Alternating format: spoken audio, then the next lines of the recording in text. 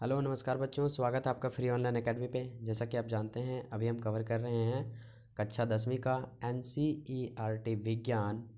और इस विज्ञान के ऊपर हमने ऑलरेडी कई चैप्टर कर लिए हैं और यह जो चैप्टर है ये चैप्टर 8 है, जिसमें से हम पढ़ रहे हैं जीव जनन कैसे करते हैं। ये चैप्टर का थर्ड पार्ट है। जी हाँ, थर्ड पार्ट। इससे पहले हमने ऑलरेडी 2 पार्ट बना रखे हैं, जिसमें से पहले पार्ट में हम लोग लैंगिक जनन और आलैंगिक जनन के बारे में थोड़ा सा चर्चा किए थे। और पार्ट 2 में हमने बहुत ही ज़्यादा चर्चा ही किए हैं। सिर्फ लेक्चर का वो वीडियो है। अगर आपने वो वीडियो नहीं देखा है तो जाके वो वीडियो देखिए, क्योंकि वो वीडियो बहुत ही ज़्यादा हेल्पफुल है आपके जीवन की दृष्टि से और आपकी एग्ज़ाम की दृष्टि से।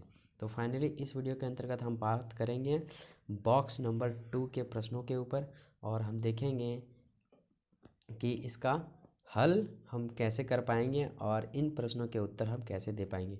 तो आइए, इस वीडियो के अंतर्गत हम सिर्फ बात करने वाले हैं प्रश्नों के ऊपर। तो आइए हम देखते हैं द्विखंडन और बहुखंडन किस प्रकार के भिन्न हैं, और एक एक करके हम सारे क्वेश्चंस को कवर कर लेंगे। पहला जो क्वेश्चन आप देख पा रहे हैं यहाँ पे है, द्विखंडन बहुखंडन से किस प्रकार भिन्न है। अभी आपको नोट नहीं करना है, नोट करने के लिए आपको लास्ट में मिलेगा टाइम, वहाँ पे आप नोट करिएगा। अभी आप सिर्फ समझिए द्विखंडन बहुखंडन से किस प्रकार भिन्न है। तो द्विखंडन बहुखंडन से इस प्रकार भिन्न है। यहाँ पे द्विखंडन और बहुखंडन का मतलब क्या है। तो जो जीव अलैंगिक प्रक्रिया के दौरान 2 भागों में टूटता है उसे हम लोग द्विखंडन कहते हैं, और जो जीव अलैंगिक प्रक्रिया के दौरान 2 भागों में ना टूटकर 2 से ज़्यादा या फिर अनेक भागों में टूट जाते हैं उसे हम लोग बहुखंडन विधि कहते हैं। और इसको हमने पार्ट 1 में अच्छी तरह से समझा है। अगर नहीं समझें तो अभी हमने आपको समझा दिया। अब देखिए यहाँ पे जो अंतर है, जो भिन्न है, यहाँ पे कुछ पॉइंट में दे रखे हैं, उसे हम देखते हैं। तो यहाँ पे पहला जो पॉइंट है, द्विखंडन विधि में एक जनक जीव विभाजित होकर 2 नए जीवों में बट जाता है। तो ये आसान है, सुनने से आ रहा है द्वि, है ना, तो आप आराम से याद रख सकते हैं। द्विखंडन विधि में एक जनक, यानी जनक मीन्स होते हैं पेरेंट, जन्म देने वाले, माता पिता।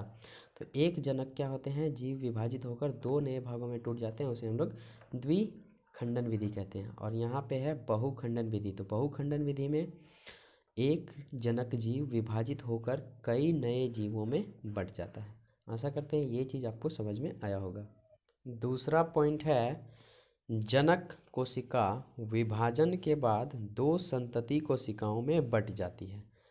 ठीक है, वही चीज़ है, बस घुमा के लिख दिया है।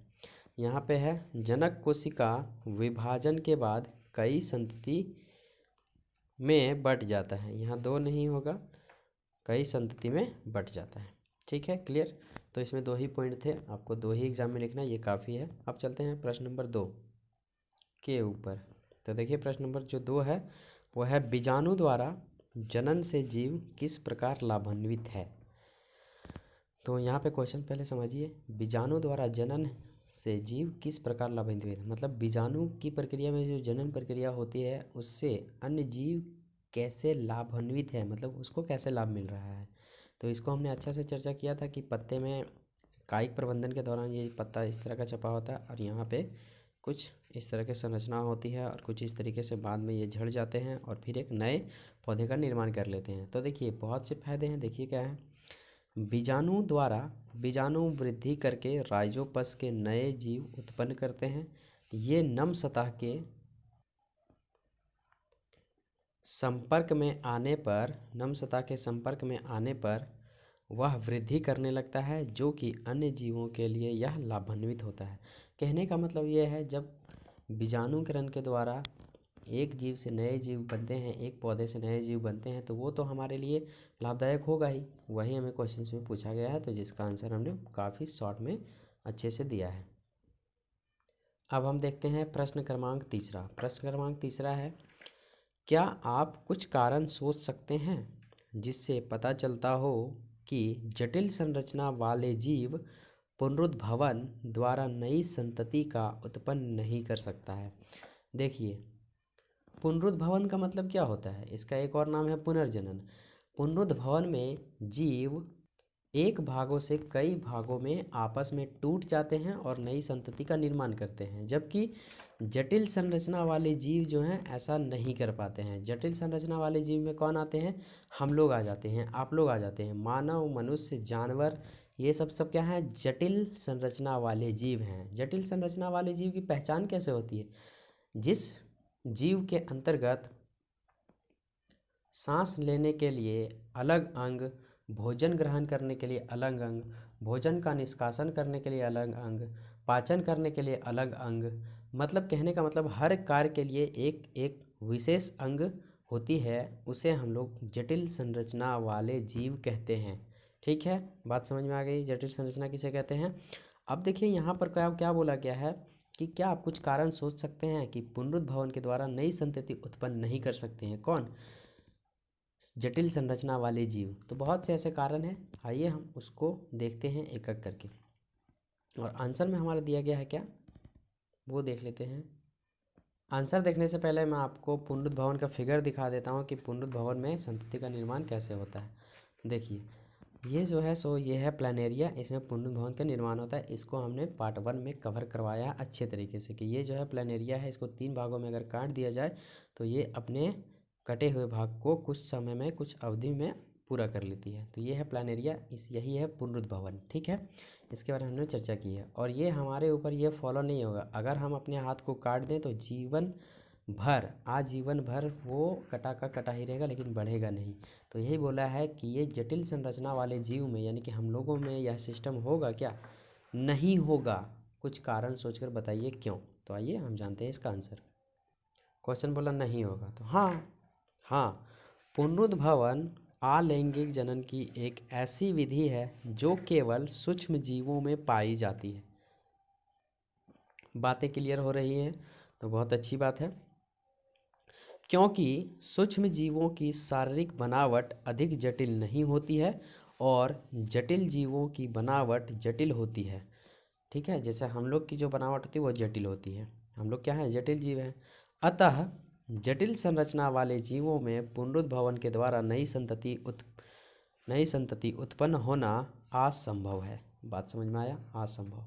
तो इस प्रक्रिया के दौरान ये प्रोसेस होती है, जो कि आपको समझ में आया होगा अच्छे से। अगर समझ में नहीं आया तो एक बार रिमेंड कीजिए वीडियो को, फिर से देखिए, आपको ज़रूर समझ में आएगा और आंसर आप पढ़ सकते हैं। क्वेश्चन नंबर 4 है, कुछ पौधों को उगाने के लिए कायिक प्रवर्धन का उपयोग क्यों किया जाता है? मोस्ट इम्पोर्टेंट क्वेश्चन है ये। अब देखिए ये कायिक प्रवर्धन क्या होते हैं, तो मैंने आपको पार्ट 1 में बताया है। आइए एक बार और मैं आपको दिखा देता हूँ कि कायिक प्रवर्धन किसे कहते हैं। तो ये है कायिक प्रवर्धन, है ना। यह जो ब्रायोफिल्म का पत्ता है एक, इसके आजू बाजू देखिएगा तो ये पत्ती जैसी संरचना उग गई है। इसका प्रयोग क्यों किया जाता है और कभी कभी ये लाभदायक भी होता है, आइए हम उसी के ऊपर चर्चा करेंगे। वही पूछा गया है कि इसका उपयोग क्यों किया जाता था। आइए समझते हैं आंसर के दौरान। आंसर पढ़ते चलेंगे, आपको समझ में भी आता चलेगा, क्योंकि इसकी समझाने की प्रक्रिया आंसर में छुपी है। कुछ पौधों को उगाने के लिए कायिक प्रवर्धन का उपयोग निम्नलिखित कारणों से किया जाता है। पहला, कायिक प्रवर्धन के द्वारा उगाए गए पौधे जनक पौधों के समान होता है। समझ में आया? मतलब कायिक प्रवर्धन के द्वारा जो भी पौधे उगाए जाते हैं जनक के समान होते हैं, मतलब माता पिता के समान होते हैं। हम लोग में क्या होता है, थोड़ा सा डिफरेंस हो जाता है, चेहरा थोड़ा अलग लगता है। तो एक ये लाभ हो गया। दूसरा लाभ देखते हैं, कुछ पौधे ऐसे होते हैं जिनमें बीज नहीं होती है, उन्हें इसी विधि द्वारा उगाया जाता है। अब देखिए जिसका बीज नहीं है उस पौधों को तो इसी द्वारा उगाया जाएगा, कायिक प्रवर्धन के द्वारा। अगर बीज रहता तो सीधे ज़मीन में हम उसको बुआई कर देते हैं, आराम से निकल आता है, लेकिन कुछ पौधों के बीज नहीं होते हैं, इसलिए उसे कायिक प्रवर्धन के द्वारा ही उगाया जाता है। तो ये एक दूसरा लाभ है जो कि बहुत महत्वपूर्ण है। जो तीसरा लाभ है वो है, इस विधि द्वारा उगाए गए पौधों में फल एवं फूल जल्दी लगते हैं। तो एक ये लाभ है। आशा करते हैं ये चीज़ आपको समझ में आया होगा। अब आते हैं क्वेश्चन नंबर 5 के ऊपर। क्वेश्चन 5 है, DNA की प्रतिकृति बनाना जनक के लिए आवश्यक क्यों है? तो आंसर है, DNA के अणुओं में आनुवांशिक गुणों का सदैव संदेश होता है। ठीक है, आनुवांशिक गुणों का क्या होता है? संदेश होता है, जो जनक यानी कि माता पिता से संतानों में हस्तांतरित होती है। अतः जनक की मूल घटना डीएनए की प्रतिकृति बनाना है, इसीलिए यह आवश्यक है। आपको कुछ समझ आया कि नहीं? तो यहाँ पे समझिए, डीएनए की प्रतिकृति बनाना जनक के लिए आवश्यक क्यों है। कहने का मतलब ये है कि अगर माता पिता के क्रोमोसोम में अगर डीएनए नहीं बनती है तो हम लोगों को पता नहीं चलेगा कि संतति किस खानदान से बिलोंग करती है। जब भी मादा एवं नर का मिलन होता है तो उनके द्वारा हार्मोन स्रावित की होते हैं और उस हार्मोन के अंदर क्रोमोसोम पाए जाते हैं, जिसके अंदर डीएनए नामक पदार्थ पाया जाता है। और डीएनए के अंदर ही हमारा आनुवांशिक गुणों का संदेश होता है। कहने का मतलब ये है कि दादाजी का डीएनए, फिर हमारे पिताजी का डीएनए और फिर हमारा डीएनए एक ही होगा। जी हाँ, एक ही होगा। तो ये प्रतिकृति बनती आती है क्रोमोसोम से, फिर आ जाती है किस पे, संतति में, और संतति से फिर अगली पीढ़ी में, अगली पीढ़ी में, अगली पीढ़ी में।